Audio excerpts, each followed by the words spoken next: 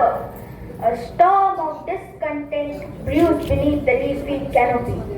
The mighty lion Leo rules alone, and not all creatures are happy.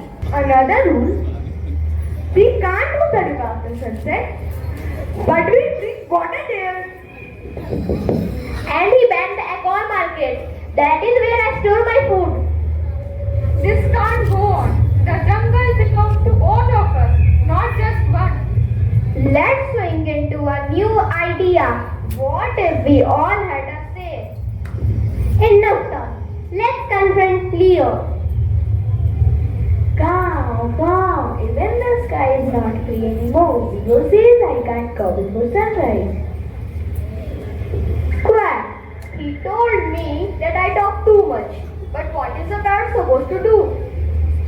Even slow thinkers like me deserve time to speak at our own pace. I used to feel safe near the riverbank. Now I just feel afraid.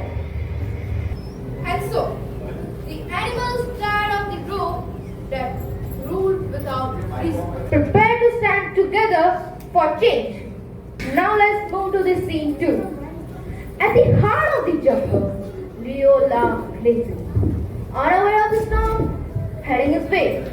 Not of winds, but of voices rising in unity. What now? Can the king rest in peace? Your Majesty, the animals are upset. Decisions are being made without any discussion. We feel unheard. Unheard? I have the loudest roar. Why were any tiny voices? Tiny voices, big problem. Leo, maybe it's time for a new system, a jungle parliament. Parliament? This is not the city zoo. But cities run better with everyone's ideas, right? Confirm. Other forests have community councils. It works. Even the clever king makes mistakes when they stop listening. True leadership isn't about feathers or fan. It's about grace and balance. Leo laughed, but the seeds of change had already been planted. The jungle was ready to speak, not just roar. Now, moving to scene 3. In a quiet clearing beneath a wise old tree, something new began. A gathering of equals, a council of voices, a jungle parliament. Welcome to the jungle parliament. One animal, one voice. I suggest we should create food zones where food is shared fairly. And safety zones, no hunting in the central jungle. We should store food in tree holes for tough times. And we can make jungle news announcement with Kiki. Can we also plan directives? We're strong and we'll get tired. Let's paint sign to rules. Everyone should know them. But what if someone breaks the rules? Wisdom says rule must be fair and justice even fairer. Slow solutions are sometimes the strongest ones. Square.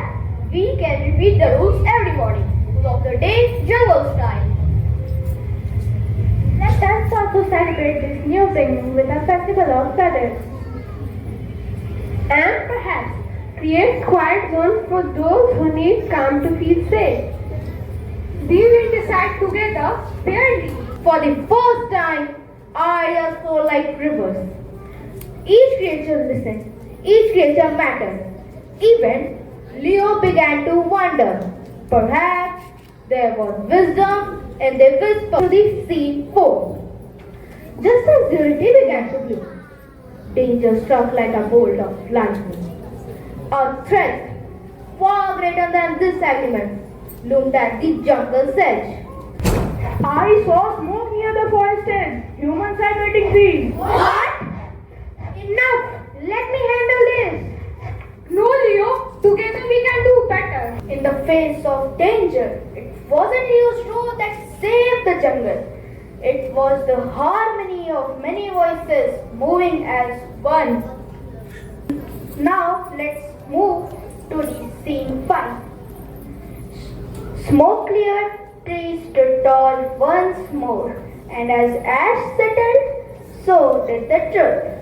Unity had saved the jungle. I was wrong. Being king doesn't mean knowing everything. You all taught me true leadership. True leaders listen. And even the smallest voice matters. From now on, the jungle parliament shall rule together. Now let's move to the final scene.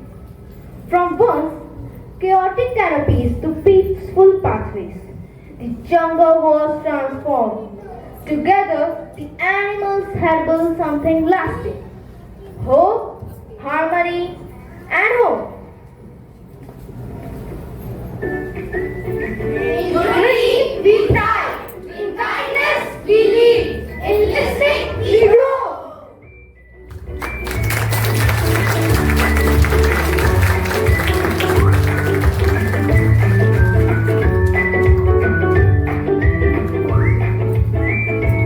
And so, deep within the jungle's green heart, a new tradition blossomed, where every voice sang in the symphony of unity.